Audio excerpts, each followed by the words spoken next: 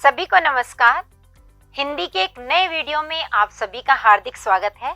पिछली वीडियो में हमने एक यात्रा वृतांत शुरू किया था जो था बुद्ध, बारूद और पहाड़।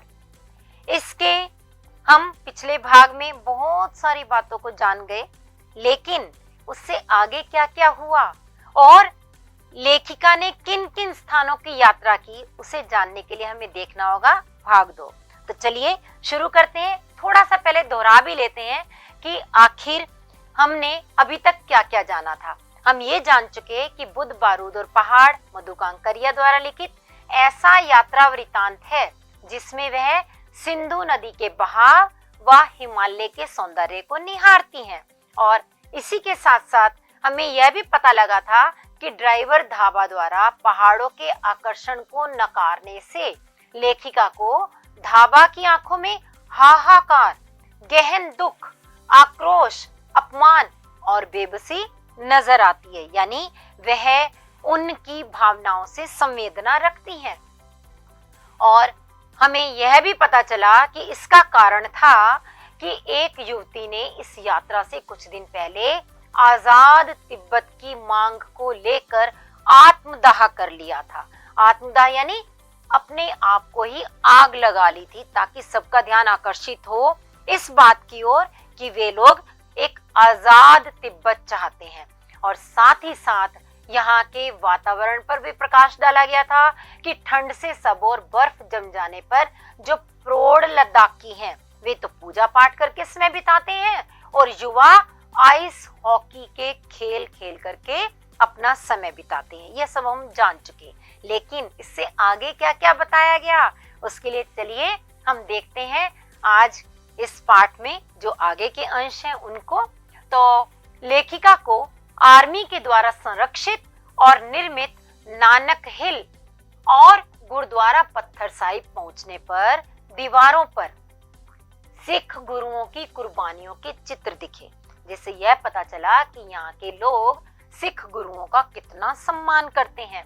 और यहाँ लेखिका ने यह भी देखा कि एक किंवदंती है। किंवदंती माने लोगों द्वारा कही गई बात, जो सुनी सुनाई बात होती है, जो लोगों में एक मान्यता होती है कि 1517 में सुमेरु पर्वत पर उपदेश देने के बाद नेपाल, सिक्किम, तिब्बत होते हुए चारकेट के रास्ते गुरु नानक ने यहाँ पधार कर लोगों को एक खूंखार राक्षस के जुल्मों से मुक्ति दिलाई थी। और इसी कारण यहाँ के लोग गुरु नानक देव जी का बहुत अधिक सम्मान करते हैं और इसीलिए लेह में गुरु नानक देव जी को लद्दाखी नानक लामा कहकर पुकारा जाता है।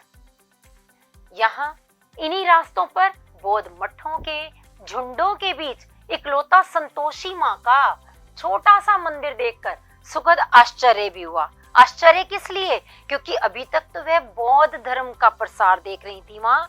उन्हें दिख रहा था कि लोग बौद्ध धर्म को अधिक मान रहे हैं, लेकिन बीच में एक संतोषी माँ का मंदिर, यह देखकर उन्हें हैरानी भी हुई और खुशी भी हुई, सुख भी हुआ। लद्दाख की 81% जनसंख्या बुद्धिस्ट है। 7वीं शताब्दी के उत्तरार्ध से यहाँ बौद्ध धर्म फल फूल रहा है। उत्तरार्ध यानी बाद का जो हिस्सा होता है, उस हिस्से से यहाँ पर बौद्ध धर्म का बहुत अधिक प्रचार प्रसार है। लद्दाख का इतिहास अनेक उतार चढ़ाव भरा रहा। कभी यह स्वायत्त रहा तो कभी अधीन रहा। स्वायत्त यानी स्वतंत्र, आजादी की सांस लेने वाला, और अधीन यानी गुलामी में सिसक सिसक कर रहने वाला। तो पत्थरों और पर्वतों से होते हुए लेखिका निभू में संगम पर पहुंची। संगम वह स्थान होता है जहाँ दो चीजें मिलती हैं। यहाँ क्या क्या मिल रहा है?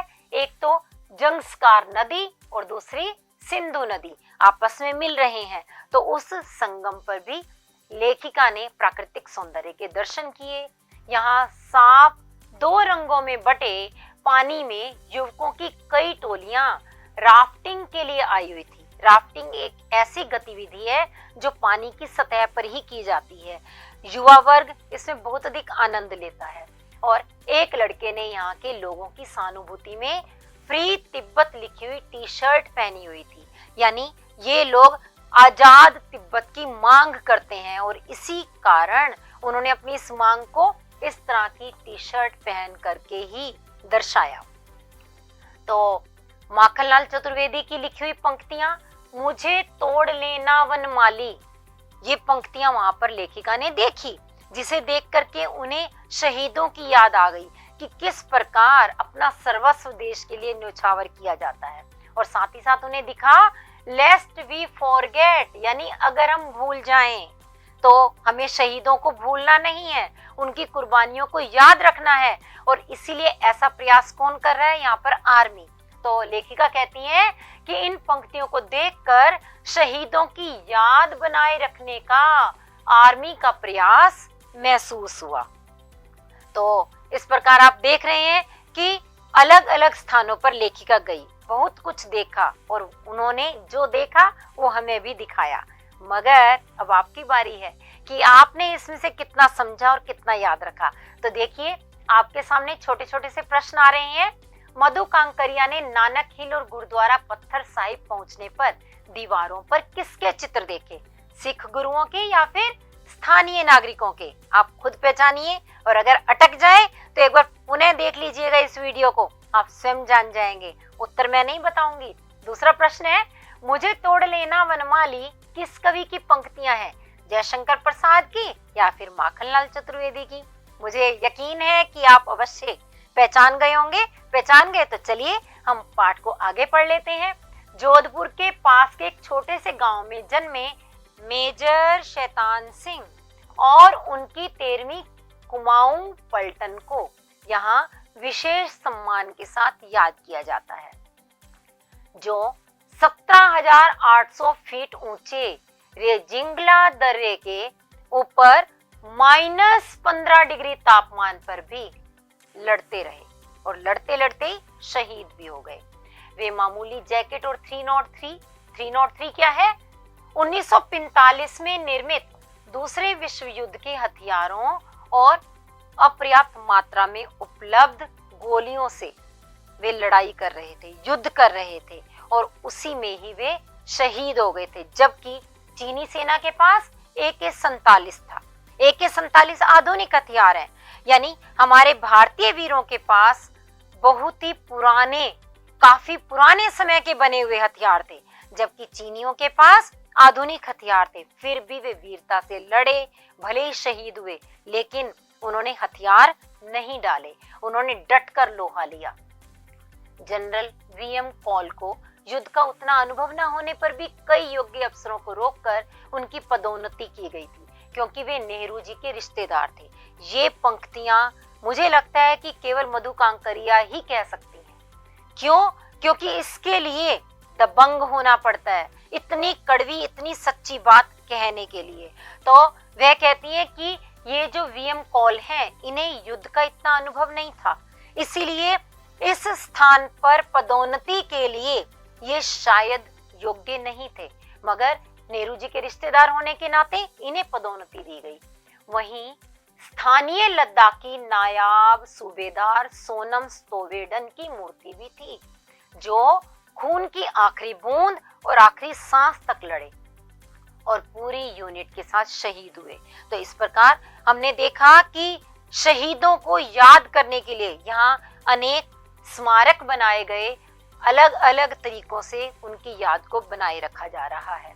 लेखिका को अचंभा होता है कि 1950 में कम्युनिस्ट चीन के तिब्बत पर कब्जा करने के बाद भी नेहरू जी ने चीन के साथ सीमा विवाद पर संवाद करना जरूरी क्यों नहीं समझा।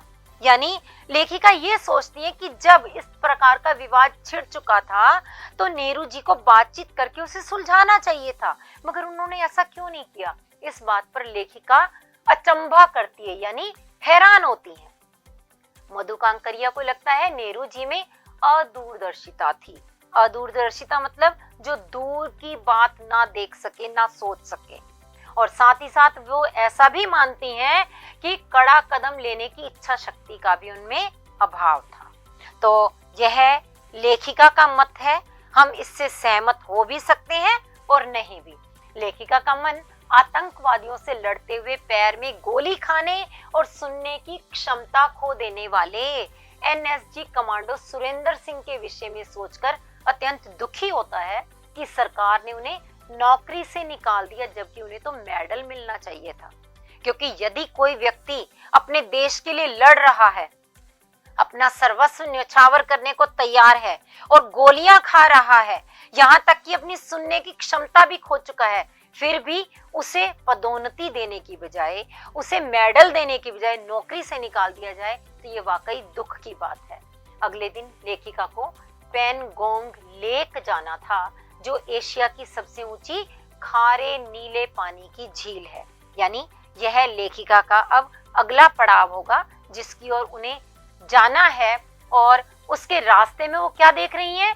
पेनगोंग लेक के रास्ते में जगह जगह बीआरओ द्वारा टंगी हुई चेतावनियां थी। बीआरओ का मतलब क्या हुआ?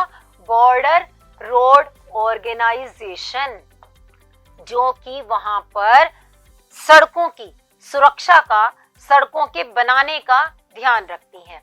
तो बॉर्डर रोड ऑर्गेनाइजेशन के द्वारा वहां अनेक चेतावनियां भी लगाई गई थी, जिनमें से एक तो थी फास्ट वोंट लास्ट, यानी तेजी से तो चलो लेकिन अंतिम मत बनो। No hurry no worry, think and drive, stay alive. तो इस तरह से चेतावनियां दी गई कि सुरक्षित यात्रा करनी है तो ध्यानपूर्वक आपको चलना होगा। बीच बीच में लंबे लंबे काले बालों वाले याक, खरगोश के आकार के हल्के भूरे कुत्ते, जिन्हें की मारमूट कहा जाता है। नाम याद रखेंगे आप कि यहाँ पर पाए जाने वाले इन कुत्तों का नाम क्या है? मारमूट। पहाड़ी घोड़े, मशहूर पश्मीना शॉल के लिए पाली जाने वाली भेड़ों को भी उन्होंने देखा। तो उन्हें लेह लद्दाख की उन वनस्पतियों और जीव जंतुओं को जानने का भी अवसर प्राप्त हुआ। तो इसी के साथ ही आज के वीडियो को हम यहीं रोकेंगे और समाप्त करने से पहले आपके लिए थोड़ा सा अभ्यास कार्य है, इसे आप अवश्य कीजिएगा ताकि अगले भाग को और आसानी से समझ सकें। तो हम फिर मिलेंगे अगले वीडियो में। धन्यवाद।